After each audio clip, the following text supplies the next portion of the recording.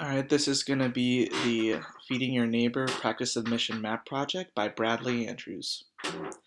Then they also will answer, saying, Lord, when did we see you hungry, or thirsty, or a stranger, or naked, or sick, or in prison, and did not minister to you?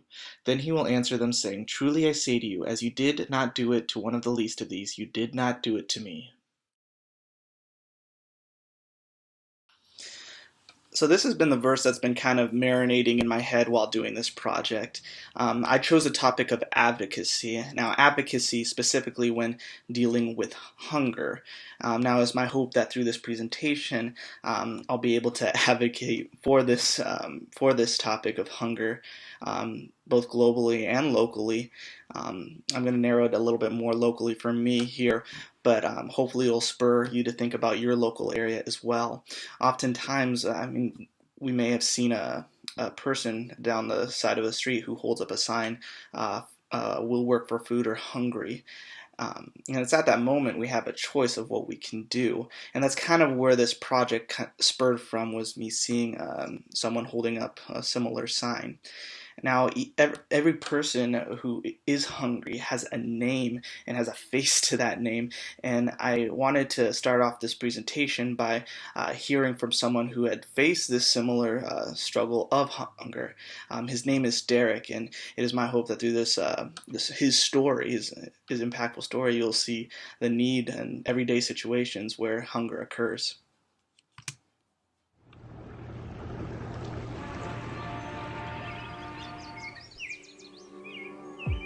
My name is Derek. I stay with my 3 kids, Francine, Derek, and Christine, and we stay in St. Louis, Missouri. I've been a single dad for the last 6 years now. Me and my wife was married and we was going through some things. My wife dropped the kids off and then she left. Now I have full custody of the kids. When I first got them, I was like, oh my God, what am I gonna do? I mean, there they was, just like a bird in a nest. And you got your little chickens right there. They like, you got to take care of them. I do security for the transit system here in St. Louis. Right now, I work evenings from 5 to 1:30 in the morning, 5 days a week. Get home about 2, get to bed about 2:30, and then I'm back up at 5 with the kids.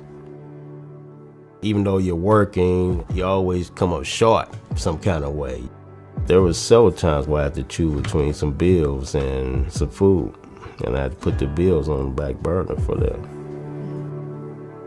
If you need help, you have to ask. So I asked for help, and the food pantry was a blessing for me. I use it because it helps me to make ends meet. When you're short on funds and you're trusting that the pantry is there and it fills in the blank. My dad works really hard, but the food pantry still helps him out. When my daddy doesn't have enough, the Dream Center always gives. The kids are going to have a better future because of the pantry. They're not missing any meals, they're not lacking in any nutrition. They should be fine. To the people that do make the pantries possible, I just like to say thank God for you. I haven't had the experience of my kids being home because of the food pantry. And it's been a blessing in my life.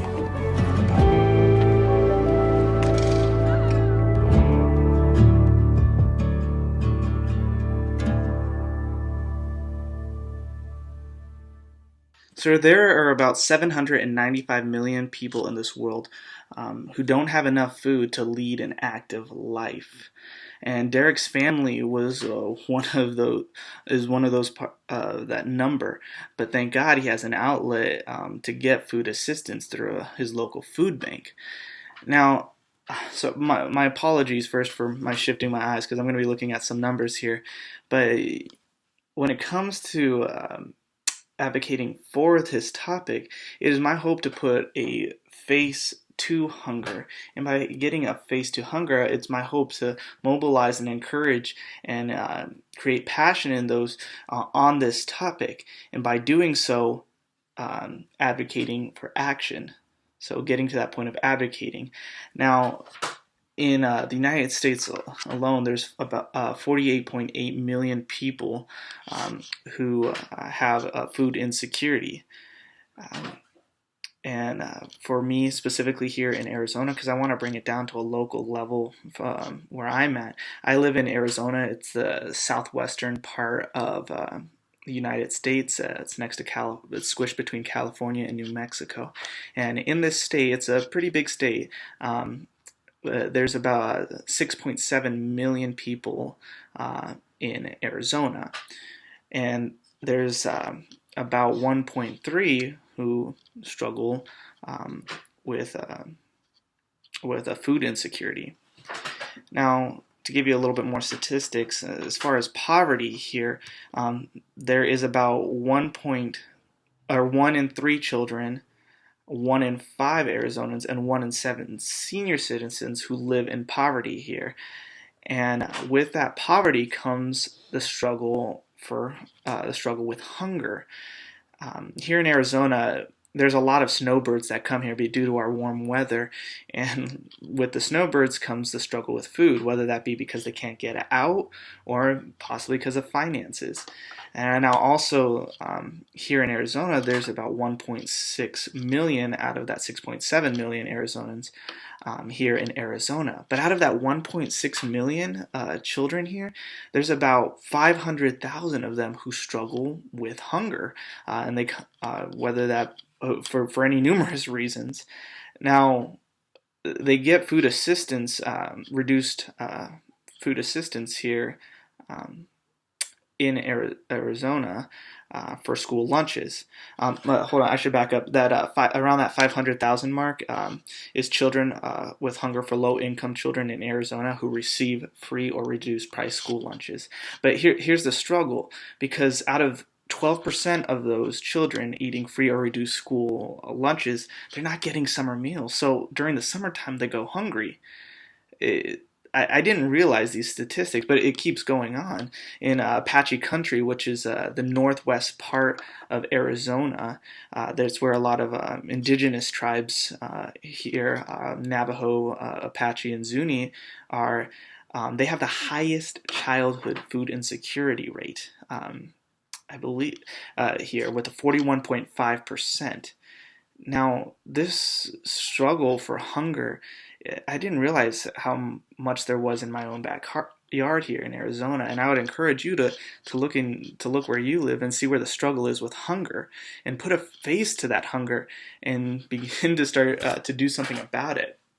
Now, why even advocate for this? Well, we're told to love our neighbor, or we're commanded, I should say, to love our neighbors. And one way we can do that is by showing them love by meeting basic needs through food assistance. And specifically with as brothers and sisters in Christ in the church, that should be something that we desire to reach out to do, because being hungry, it can have a negative effect on you. And I wanted to give a little biological side of what happens when you're hungry. So if you'll take a look at this next video, you can just see the breakdown of what happens biologically when hunger starts to occur and you don't have any food in your body. So check this out. But what would happen to you and your body if you were to completely stop eating food right now? In the first 6 hours, all is fairly normal. Your body begins to break down glycogen, which stores energy in your body, into glucose, which your cells use as fuel. Around 25% of energy generated this way is used for your brain alone, while the rest goes to muscle tissue and red blood cells. But after about 6 hours, this method of energy production halts as the glycogen stores deplete, which can lead to the notorious hangry or hungry and angry feeling that many of us know too well. At this point, your body enters a state called ketosis as it begins to fast or starve. Because there's very little glucose in your blood, your body must begin to break down fat for energy. This fat is in turn broken down into fatty acids. However, your brain can't use long-chain fatty acids, which is a problem. Because there's no more glucose and the fats are too large to cross the blood-brain barrier, your brain changes modes and begins to use ketone bodies for energy, which are short-chain derivatives of fatty acids. This works for the time time being, but ultimately only 75% of the brain's energy requirements can come from ketones. It still needs glucose, which means your cognitive functioning becomes impaired. So your cognitive functioning can struggle if you are hungry. And for, say, a student, a child who's a child in grade school or in high school at any level, it can mess with them being able to be there fully for school and affect their grades. Now, with hunger, with people in general, it can heighten the situation to where it could cause really negative behaviors with the right situations. Now, one thing I have noticed when it comes to this area of hunger, the way people have tried to advocate for this in the past, is one, just by not being relational. Um, Now, I'm going to say this carefully because I've seen sometimes people just giving money to those who are hungry, and that may fix the problem right there, but it doesn't fix it the long term. Now, I say if God lays it on your heart to give someone some money, then by all means do it. But I've just seen that doesn't not fix. It doesn't help the core problem, where it could be a loss of a job, or it could be a spouse that died. But really, that leads to the second point, which is by not being relational, you're enabling others. So it may just perpetuate a person being in poverty. Here in the Phoenix Valley, the shelters and food banks try to refer people to the resources so that they can get the additional resources to help with whether that be job placement, housing placement, daycare subsidy, so anything to help out a person to where they can get back on their feet. But the two areas that I've seen in the past, excuse me, how people have tried to handle advocating for this, the two pitfalls is not being relational and then enabling a person. Now, on the flip side, a way a person can advocate for this topic of hunger is first by praying that justice would be done. We're called to live a righteous life, and righteousness and justice go hand in hand. And if you look at the Bible, many of those in there first started their ministry just by praying, whether that's be a ministry of helping those who are struggling with hunger. But not just praying, but also being active. And on many of the websites that I looked at, whether that be World Vision, Global Citizen, or St. Mary's Food Bank, they had a link that you could get weekly or monthly updates on legislation that you could send to your representative or congressman to help advocate for legislation to help in the area of hunger, whether that be laws or whether that be certain methods to help assist the food banks, just ways to help advocate for congressmen for legislation. Now, another way that I've seen a lot during the holiday season is host a food drive. Now, I would also encourage to host food drives not just in holiday season, but outside that as well. The organization that I work for, ABCS, wound up not having enough food boxes in the off season, which is why they're now going to be partnering with St. Mary's Food Bank, just kind of the bigwig food bank organization here in the Valley.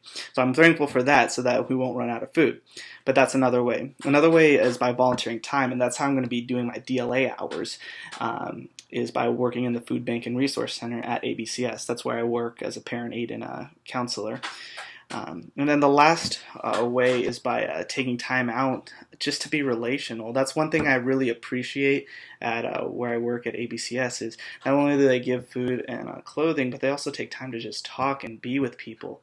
And I think that's one thing that is sometimes often missed. In the article in the video by Professor Myers, he really stressed being relational with others and seeing what their need is. Maybe hunger, advocating to fix hunger, yes, but maybe once again there may be that deeper root, but we won't know unless we are relational. Professor Myers continued by saying that it's not our job to fix the problem.